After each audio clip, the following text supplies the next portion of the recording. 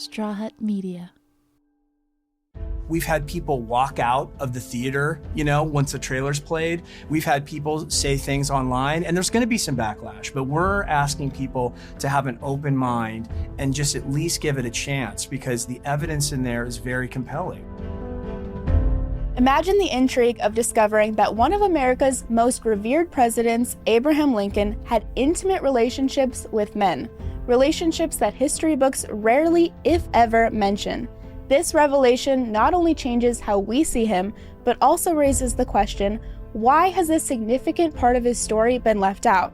Today, we're unraveling one of history's most surprising and overlooked truths, a narrative that challenges our perception of a historical figure we thought we knew. I'm Caitlynn McDaniel, and I'm taking over for Pride for Levi this week. Today, we're diving into a story that will completely shift your perception of Abraham Lincoln, America's 16th president. While most of us know him as the leader who preserved the Union and abolished slavery, there's an intimate side to Lincoln that history has largely ignored: his relationships with men.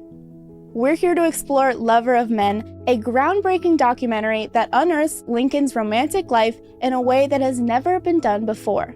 This film, directed by Sean Peterson, pieces together evidence from never-before-seen letters and photographs, shining a light on Lincoln's emotional and romantic life that most history books leave out.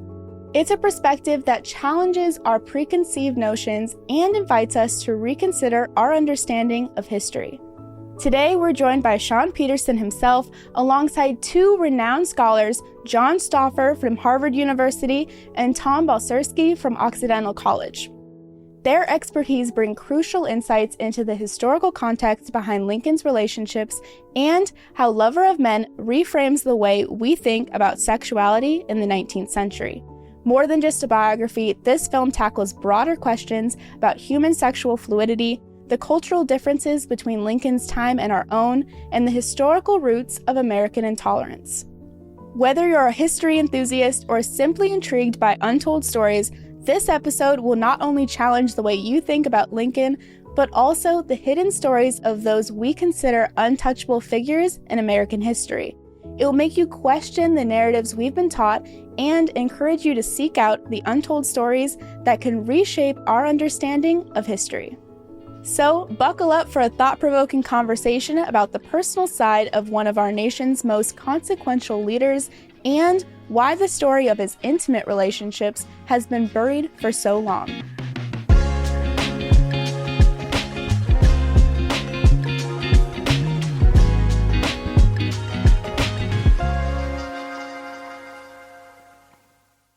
Congratulations on the documentary. I did really enjoy it, and I can't wait to just dive in and, hear more and more about it. So just starting off, I wanted to go over to you, Sean, and just kind of ask you what inspired you to create Lover of Men, and how did the concept of exploring Abraham Lincoln's intimate relationships with men come to fruition? Well, it's a good question. I mean, it goes back about 15 years where I read an article by Gore Vidal in Vanity Fair where he talks about Clarence Tripp's book, The Intimate World of Abraham Lincoln. And, Tripp was one of Kinsey's researchers. So he was looking at a lot of this Lincoln history through the eyes of a gay man and as a sex researcher. And then that led me to John Stauffer's book here, Giants, where he writes about Lincoln and Speed. And then Jonathan Ned Katz, who's in our film as well, is one of the godfathers of queer history, writes about it. And I went on this deep dive, reading the letters themselves, looking at all the evidence, and it captured my imagination. But as I talked to people about it, they were like, really? Lincoln was queer? Like, you got to be kidding me. So I felt the need to be like, okay, let's use the medium of the day. Let's make a documentary film, and I'm going to prove it to people and show everyone this evidence, talk to Ivy League scholars and scholars who's dedicated their lives to this, and really make the case for it. But what I found through the process was that the 19th century was very sexually fluid, and that hasn't really been studied or talked about a lot. And there's a lot of parallels to Gen Z today. This rejection of the binaries, gay, straight, heterosexual, homosexual, just invented in the 1870s. And from all of human history, it was very fluid. And these younger kids, who I really hope see the film, are going to be able to see themselves in the past of human sexuality. I mean, I love that kind of answered a question I was going to have, which was, to compare the sexual fluidity of the 19th century compared to today. So, if you had to show the differences, what would you really say? I would say that the 20th century was a profound declension of both rights and understandings of humanity, of equal rights, of political rights. The criminalization of sexuality was absolutely abominable. I'm hoping, and not just today, but over the next 50 years, people, scholars, readers will look back at the 20th century and say there was a profound decline or declension in our acceptance and embrace of human beings, all created equal in the 20th century, especially vis-a-vis the 19th century. And just kind of going over to both John and Thomas as historians and scholars, I wanted to ask what the most really compelling evidence or research that first convinced you of the validity of Lincoln's relationships with men was. I could say, the letters between Joshua Speed and Lincoln. Lincoln shared the same bed with Speed for 4 years, long after he could easily have had slept in another home. Speed and Lincoln were truly intimate. Lincoln acknowledges that in his letters. His son acknowledged that Speed and Lincoln, Speed was the most intimate person that Lincoln knew, and other people had emphasized that. And Lincoln would go to the post office every day to look for letters of Speed when Speed was out of town, and he would write about that. There was this true intimacy, and intimacy at that time was certainly, it was emotional, it was psychological, but it was also physical. Physical intimacy was essentially gay sex, and at the time there was far greater fluidity. It was, Lincoln in his time was not seen as different or abnormal because he slept with this intimate, close friend that everyone at the time in Springfield knew that they were intimate friends. Yeah, I would probably add the same thing and just say you should read the letters. Actually, Yes. this is not like a secret or anything. The letters have been known to historians for now centuries. They've been carefully preserved. They've been kept in an archive, and they now have been dusted off and brought to light for everyone on the screen for this film. But the words have such resonance to them, such power. The way Lincoln signs his letters, for example, yours forever, forever. This is not a passing moment in his life. This is the most significant relationship of his life, the love of his life. Yes. So you have these love letters between Abraham Lincoln and Joshua Speed. So you could say, all right, he had a love affair. What about some other folks in his life? There are no other letters like this. They're unique. They're the most intimate. They're the most romantic. They're the most revealing correspondence of our greatest president. We should pay attention to that. And I think the film finally puts a spotlight on evidence that's just kind of been there in the background, but hadn't been made to be significant or meaningful until now. And not just intimate, there was also an interesting letter where he sent a letter to Speed that was very intimate, and then he wrote a second letter and he said, "Hey, listen, this is a pretty intimate letter. If don't share this with your wife, I wrote a second letter to show her it's a little more tame." So he had these like cover-up letters that he was sending, and those were all part of the public record as well. So there's that, but also the other piece of evidence that I find compelling is when he was slept with his bodyguard. Now, historians will say, "Oh, there was bed sharing on the frontier. That was common." But you cannot argue against a president who was staying in a cottage that had 12 rooms, and the bodyguard needed to wear Lincoln's nightshirt and sleep in the bed with him while his wife was out of town. It's like, come on, guys. And this is in a historical, a military regimental history that was written by Derrickson's commanding officer that talks about how everyone knew it. There wasn't a scandal because it was accepted and it was okay. So, there's other evidence pieces that do not fit into this narrative that this was just bed sharing was common. In that way, with your bodyguard sharing pajamas, is a different scenario. It shows true intimacy and a pattern that Lincoln liked spending time with other men in intimate ways. And just one other anecdote, Lincoln wasn't a poet, but he wrote one poem about, a poem about two men getting married. Yeah. I mean, Yes. Yeah, he invented gay marriage. He invented That's exactly right.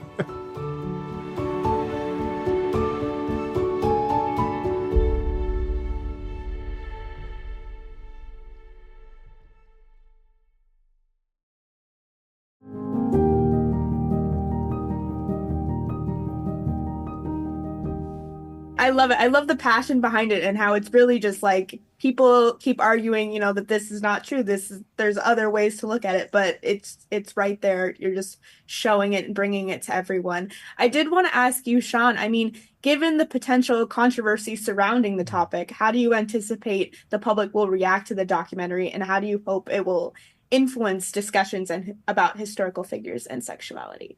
Well, I mean, already right-wing figures like Alex Jones and Ben Shapiro, Elon Musk have all tweeted about our film and said disparaging things. But what I would encourage anyone that has doubts is to watch the film, like have an open mind, because there's no secret that we're releasing this film right before the election. I kind of get emotional when I talk about it because I have so many friends with trans kids. There are hundreds of bills on the ballots right now that are trying to make who you are and who you love illegal. Right. And we're in 2024, Lincoln's vision for America was equality, the 13th and 14th Amendments. And that is being stripped away. So we're putting this out at a time for, a young trans kid to say, hey, mom and dad, watch this movie. There are heroes in this country that I can identify with. And we are asking people to have an open mind, because what this movie does more than anything is brings empathy for Lincoln, but for humans themselves. And what these kids are experiencing now, the hate that's out there, this is an opportunity to open the discussion.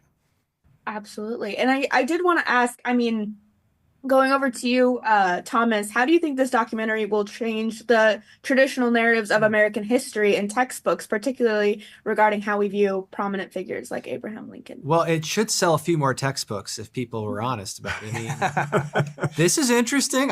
What do you have? I'll read more of that. I mean, I think what I'm trying to say is that the richer, the fuller view we have of our greatest president, Abraham Lincoln, the more we can say about him that is open and honest, I think the more readers will actually connect with him. By giving this sort of monumentalized view, and I mean like in stone, etched in stone, the monument version of Abraham Lincoln, we lose so much of the richness, the vitality of his life.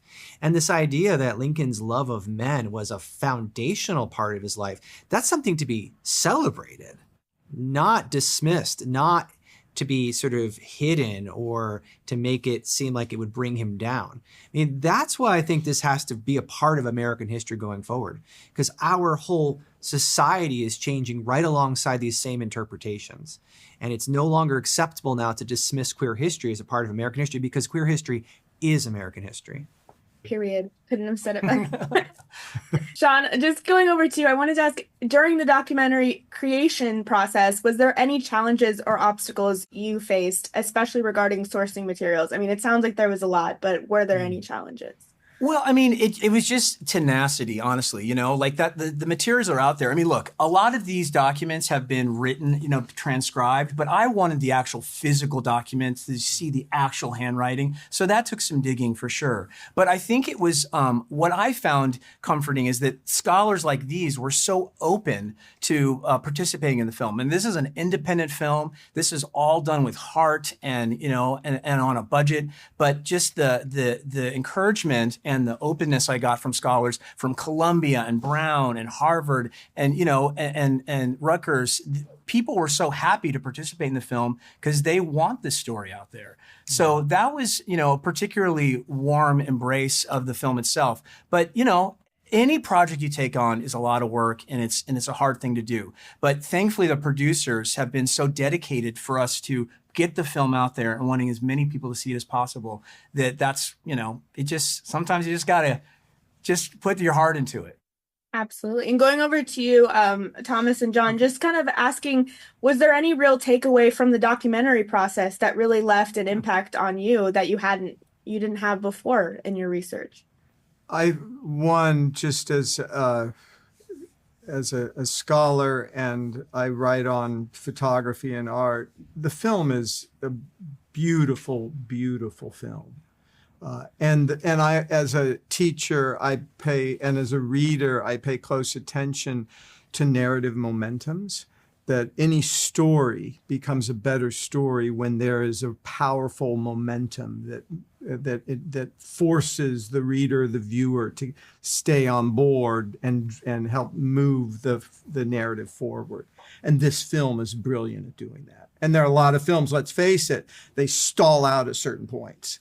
And at least in my view, as a writer and a scholar, that creating the kind of narrative momentum is really hard to do.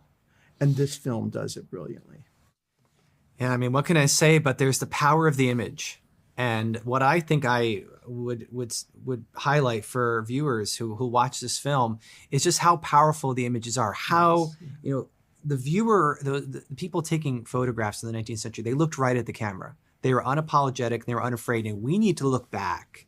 We need to stare them back in the eyes and accept that pride for what it is. Only in a documentary form, I think, can we truly do that, to put us face to face with the legacies, the richness of this queer past. Was there any backlash at all during the creative process? I mean, there's certain Lincoln scholars we reached out to that didn't want to talk to us about it, but I think we wanted to make a film that didn't cast out. We were on a mission to make a case that Lincoln was queer, and so the people that we involved in the process really were people that had a say in that. So in the making of it, we didn't have a lot of backlash, but certainly, there's the trailer is out in theaters now. We've had people walk out of the theater, once the trailer's played. We've had people say things online, and there's going to be some backlash. But again, and that's going to come as the film comes out. There's going to be backlash, but we're asking people to have an open mind and just at least give it a chance, because the evidence in there is very compelling. And I think most people at their heart do not want a divided nation. And I think that's kind of the discussion. Lincoln brought our nation together. And we're hoping that by learning more about Lincoln, it'll open your heart, with this issue at least, to bring the nation together when it comes around to people loving who they want to love. Yeah. And is there anything else or anything you would like to share about the documentary in general, or the broader implications of all of its findings? Ideally, every American would watch this film and be enlightened about not just understandings of sexuality in the 19th century and how it compares to the 20th and 21st century, but also to recognize the relationship, as mentioned, between democracy, equality, and understandings of sexuality. Yeah, and let it be said that the timing couldn't be better. I mean, this is a year where democracy is on the ballot, and this is a film that reminds us of the stakes that we as Americans must recognize and face every time that we go to the polls. And I would just encourage us to continue to put Lincoln front in mind and ask, what would Abraham Lincoln do? And to quote Tom in the movie, clearly we show that Lincoln, had intimacies with other men. And so Tom poses the question: if you can accept a queer Lincoln, you can accept queer people overall, right. And that's the case. Does it make Lincoln less of a person that he loved other men? No, it made him greater. I love that. I was going to ask for just one final takeaway. I mean, of the people going to see the movie, but I really feel like that's it. If you can love a queer Abraham Lincoln, you can love all queer people. It's really what we're trying to say. That's right. I did want to ask you, Sean, if you have any other upcoming projects or documentaries that will continue exploring similar themes. Well, I mean, that's a great question. I mean, I'm so focused on getting as many people to see this film as possible. So, there's a couple things on the back burner, but really the goal of the filmmakers and the producers is really to get as many people to see this as possible, and especially before the election. So that's kind of like where all of our hearts and minds are. So, but thank you for, giving us a platform to discuss the film and for people to see it. Yes. Yeah, thank you so much. Is there anything else, any other places people can go to see and read more about Abraham Lincoln and his story? Yeah, our Instagram, which is great, is Lover of Men Film. That's the handle. And then our website is loverofmen.com. And and then tickets are going on sale. So just go to the website and see where the film is playing near you. Well, perfect. Yeah. Thank you so much for your time. This was so great. Thank you. Congratulations. Thanks so Thank much you. for your time.